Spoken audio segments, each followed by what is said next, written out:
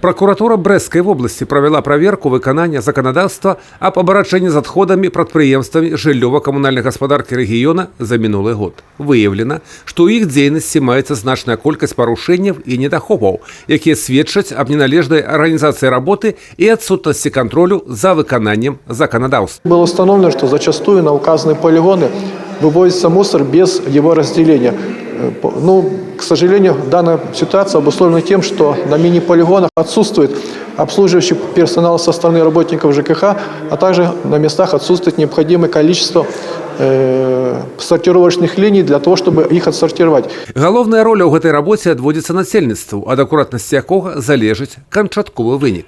Смеццеперапрацоўчыя заводы і сартыравальныя станцыі не ў стане ў поўнай меры адсартыраваць другасныя рэсурсы, калі гэтая работа не выканана на першапачатковай стадыі.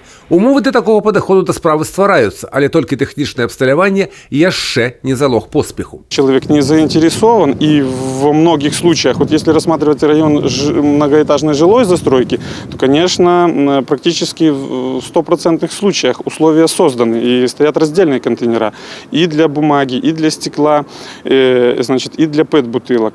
Вот. А если взять район частной жилой застройки, особенно в районных центрах, там просто службами ЖКХ еще не созданы должным образом условия. Вострымі застаюцца пытанні і дзейнасці міні-полігонаў. На іх вырашэнне засяроджана ўвага як природоохоўных организаций, так и прокуратуры в области. Мы провели около 1100 обследований объектов, всех объектов захоронения отходов. Значит, выявили 92 нарушения, составили 92 административных протокола. Сумма штрафов составила, значит, около 30 тысяч белорусских рублей. Также выявляются факты захоронения вторичных материальных ресурсов. В прошлом году их было около 380. По выниках проверки прокуратура в области вынесла представление о Брестское областное предприемство ЖКХ. Более 35 человек должностных лиц были привлечены к административно-дисциплинарной ответственности. В порядке контроля уже также в этом году, буквально в апреле месяце, мы провели соответствующие контрольные проверки.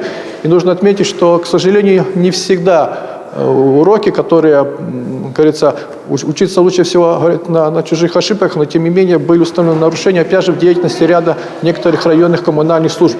Поэтому по указанным фактам были приняты меры прокурорского реагирования. Юрий Петвурт, Играна Копян, Александр Стевицкий, телерадиокомпания «Брест».